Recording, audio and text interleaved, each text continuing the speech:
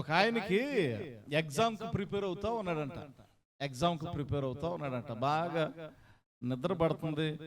Exam ఉంది, రేపు చదువుకోవాలా, exam ఉంది చదువుకోవాలా అని ఎగ్జామ్కి ప్రిపేర్ అవుతా ఉన్నాడు.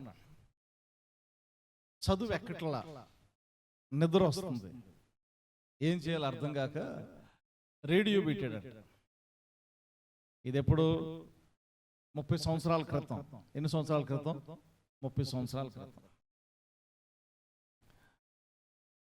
సడన్ గా వచ్చే పాటలు ఆగిపోయి రాష్ట్రపతి చనిపోయారు అని వార్తలు చదువుతూ ఉన్నారు. ఏది పాటలు వచ్చే దానిలో రాష్ట్రపతి గారు చనిపోయారు అని వార్తలు చదువుతూ ఉన్నారు.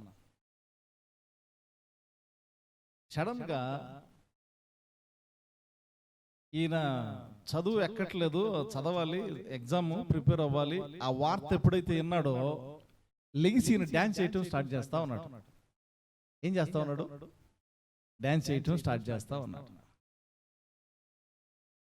బుక్స్ మూసేసేసి ఈయన క్లాస్మేట్స్ మొత్తం 30 మంది అంట. ఎంతమంది? 30 మంది. టైం ఎంత అయింది తెలుసా? రాత్రి 10 అవుతుంది.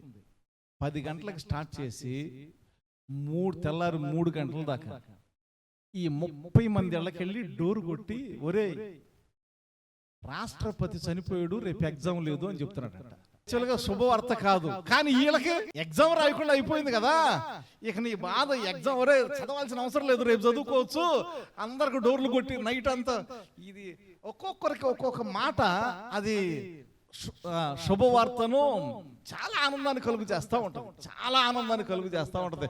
రాత్రంతా వెళ్ళి డోర్ కొట్టారే, రాష్ట్రపతి చనిపోయాడు, రేపు ఎగ్జామ్ లేదు. మన క్రైస్తవునికి శుభవార్త ఏంటంటే క్రీస్తు మృతులలో నుండి లేచెను.